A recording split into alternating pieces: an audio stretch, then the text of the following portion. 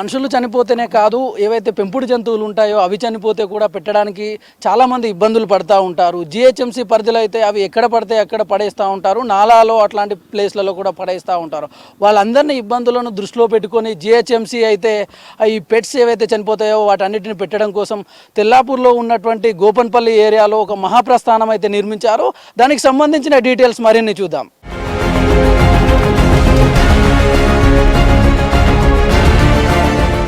ఇదే ప్రస్తుతం మనమైతే గోపన్పల్లిలో ఉన్నటువంటి జంతువుల కోసం నిర్మించినటువంటి శ్మశాన వాటిక క్రిమిటోరియం ఏదైతే ఉందో అందులో ఉన్నాం.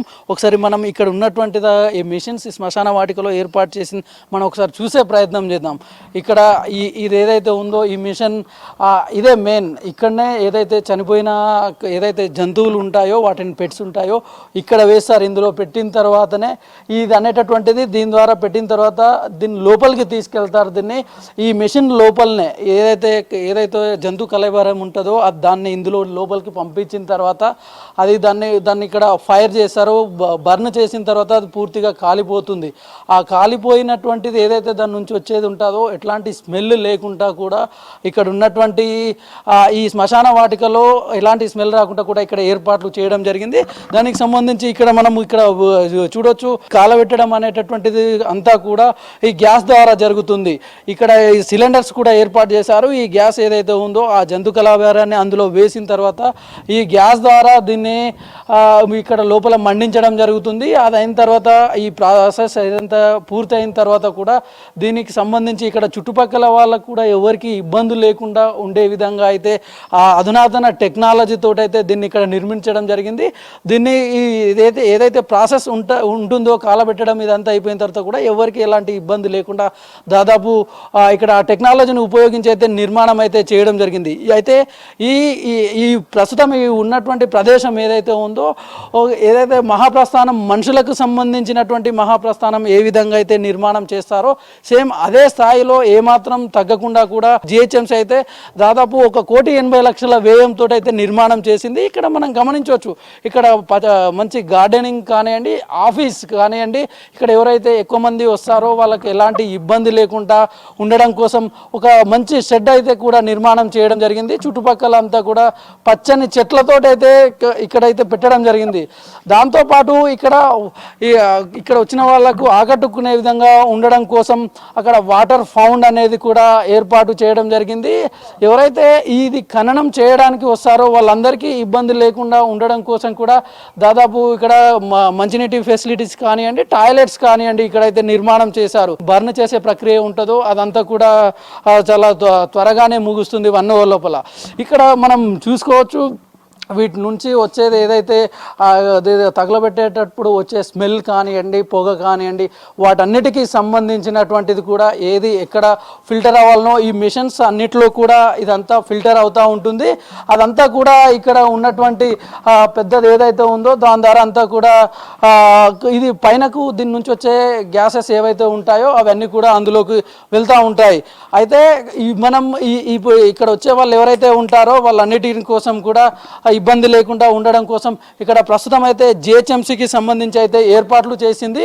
అయితే చాలామందికి అయితే జిహెచ్ఎంసీ కూడా దీనికి సంబంధించి టోల్ ఫ్రీ నంబర్ కూడా ఏర్పాటు చేసింది. ఇది మరి దాదాపు ఈ వారం ఎండింగ్లో కానివ్వండి, లేదంటే నెక్స్ట్ మంత్ ఫస్ట్ వీక్లో కూడా దీన్ని ప్రారంభిస్తారని చెప్పేసి మనకు ఉన్న సమాచారం ప్రకారం తెలుస్తూ ఉంది. ఎవరికి ఇబ్బంది లేకుండా ఉండడం కోసం ఆన్లైన్ వెబ్సైట్ను కూడా తీసుకొస్తామని చెప్పేసి జిహెచ్ఎంసీకి సంబంధించిన అధికారులు అయితే చెప్తా ఉన్నారు.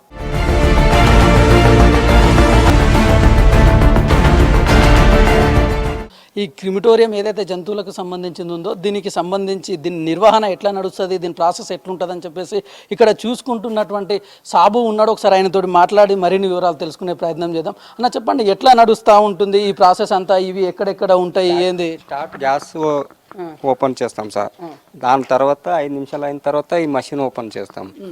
అన్ని మషిన్లు స్టార్ట్ అవుతుంది. ఇవి బర్నర్లకు సంబంధించినవి. బర్నర్లు స్టార్ట్ అయిన తర్వాత లోపట్లకు నూకుతాం కుక్కని. ఎంత టైం పడుతుంది ఒక దాన్ని తగలబెట్టడానికి? 15-20 minutes సార్. 15-20 minutes sir. ఎట్లా ఇప్పుడు ఇది స్మెల్ ఏమన్నా వస్తుందా? చుట్టుపక్కల చాలా మంది పబ్లిక్ ఉంటారు కదా సార్. రాదు, ఏమి రాదు. ట్రయల్ చేసి చూసాం కదా సార్. ట్రయల్ చేసారా? ఎట్లా ఉండే అప్పుడు ట్రయల్ చేసి చూసినప్పుడు మీరు? ఏం రాలేదు సార్. ఇట్లా ఇక్కడ వచ్చిన వాళ్ళ కోసం ఫెసిలిటీస్ ఎట్లా ఉన్నాయి? ఇక్కడ ఏమేమి ఉన్నాయి? వాళ్ళకు వాటర్ అట్లాంటి ఏదన్నా ఏమైనా ఫెసిలిటీస్ ఉన్నాయి? ఉన్నాయి సార్, అన్నీ ఉన్నాయి. ఫ్రిడ్జ్లు ఉన్నాయి, అన్నీ ఉన్నాయి సార్. మొత్తం ఫ్రిడ్జ్లు ఉన్నాయి, కూర్చోడానికి చైర్లు ఉన్నాయి, అంత ఆఫీస్ ఉన్నది, అంతా ఉన్నది. ఎక్కువ మంది వస్తే కూడా 15-20 మంది వస్తే కూడా ఫెసిలిటీ అవుతుంది సార్. రాత్రి దాదాపు 10-11 గంటల వరకు కూడా దీనికి సంబంధించిన కార్యక్రమాలన్నీ కూడా కొనసాగుతాయని చెప్తా ఉన్నారు.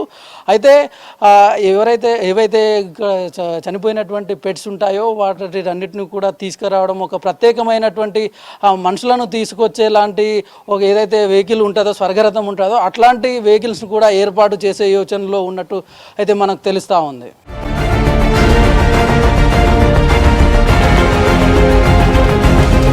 ఇందాక శేరిలింగంపల్లి డివిజన్లో ఉన్నటువంటి గోపన్పల్లిలో ఏదైతే జంతువులకు సంబంధించిన క్రిమిటోరియం ఉండేనో అక్కడ సంబంధించింది చూసాం. ప్రస్తుతం మనం కూకట్పల్లిలో ఉన్నటువంటి మహదేవపురంలో ఉన్నటువంటి ఏదైతే క్రిమిటోరియం ఉందో ఆ క్రిమిటోరియం దగ్గర ఉన్నాం. ఇక్కడ కూడా జిహెచ్ఎంసి దాదాపు ₹1 కోటి వ్యాయంతో అయితే దీన్ని నిర్మించడం జరిగింది. ఇక్కడ స్ట్రీట్లో ఉండేటటువంటి స్ట్రీట్ డాగ్స్ కానివ్వండి, లేకపోతే ఇళ్లలో పెంచుకునే పెంపుడు జంతువులు ఏవైతే ఉంటాయో అవన్నీ చనిపోయినప్పుడు కూడా ఎక్కడ వేయాలనేటటువంటిది అర్థం కాని పరిస్థితి ఉంటుండే. ఇప్పుడు పొల్యూషన్ కంట్రోల్ బోర్డు ఏదైతే ఉందో ఆ పొల్యూషన్ కంట్రోల్ బోర్డు నిబంధనల మేరకు జిహెచ్ఎంసీ అయితే సిటీలో దాదాపు ఒక 2 అయితే ప్రస్తుతం నిర్మాణం దశ పూర్తి అయిపోయి ఓపెనింగ్ కోసం అయితే రెడీగా ఉన్నాయి. అయితే ఒకటి ఎల్బీ నగర్ జోన్లో ఉన్నటువంటి ఏదైతే ఒకటి జంతువులకు సంబంధించిన క్రిమిటోరియం ఉందో అది ఇప్పటికే దాదాపు ప్రారంభమై 1 ఇయర్ అవుతా ఉంది. ప్రస్తుతం మనం ఉన్నటువంటిది కూకట్పల్లిలో ఉన్నటువంటి మహదేవ్పూర్లో ఉన్నటువంటి ఆ క్రిమిటోరియం దగ్గర ఉన్నాం. ఇక్కడ కూడా ఏదైతే మిషన్ ఉందో ఇది పూర్తిగా కంప్లీట్గా టెక్నాలజీ తోటి కూడుకున్నటువంటిది ఉంది.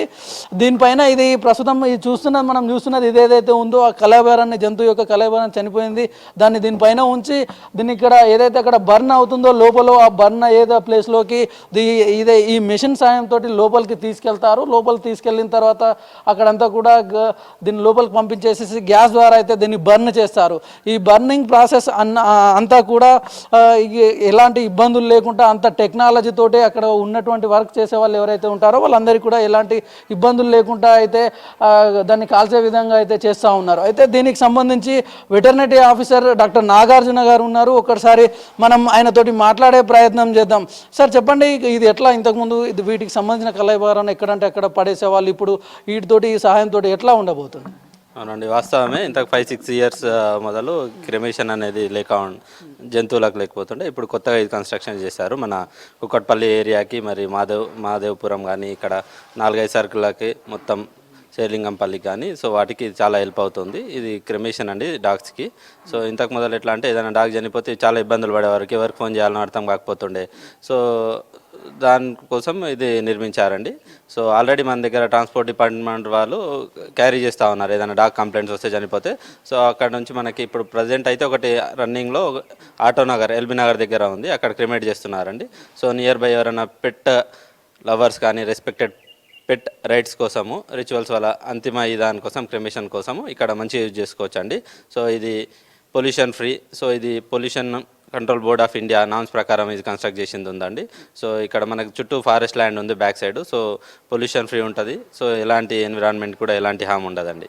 అయితే వీటి సమాచారం ఎట్లా వస్తుంది మీకు ఇవ్వాలంటే చనిపోయిన పెట్స్కి సంబంధించి? సో మనకు జనరల్గా జిహెచ్ఎంసీ టోల్ ఫ్రీ నెంబర్ ఉంటుందండి. సో 042111111. సో ఆ నెంబర్కి టోల్ ఫ్రీ చేయొచ్చు. టోల్ ఫ్రీ చేస్తే వాళ్ళు మాకు ఫోన్ చేస్తారు.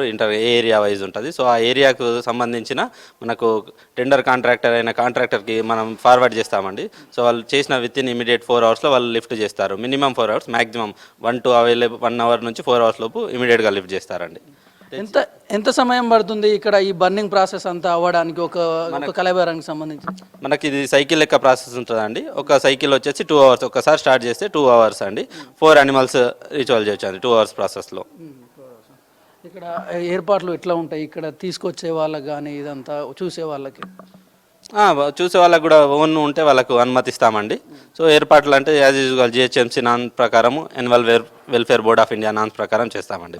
చూసాం కదా ఇందాక మనం కూకట్పల్లి జోన్లో ఏదైతే ఉందో దానికి సంబంధించి చూసాం. దాంతోపాటు షేర్లింగంపల్లి జోన్లో ఉన్నటువంటిది కూడా చూసాం. అయితే జిహెచ్ఎంసీ జోన్కి ఒకటి ఏర్పాటు చేసే విధంగా అయితే ప్లాన్ అయితే చేస్తూ ఉంది. భవిష్యత్తులో ప్రతి జోన్కు కూడా ఒకటి ఈ క్రిమిటోరియానికి సంబంధించినటువంటి నిర్మాణాలు చేసే అవకాశం అయితే కనిపిస్తూ ఉంది. ఎవరైతే పెట్ లవర్స్ ఉంటారో వాళ్ళందరూ కూడా సంతోషం వ్యక్తం చేస్తున్నటువంటి పరిస్థితి కనిపిస్తూ ఉంది.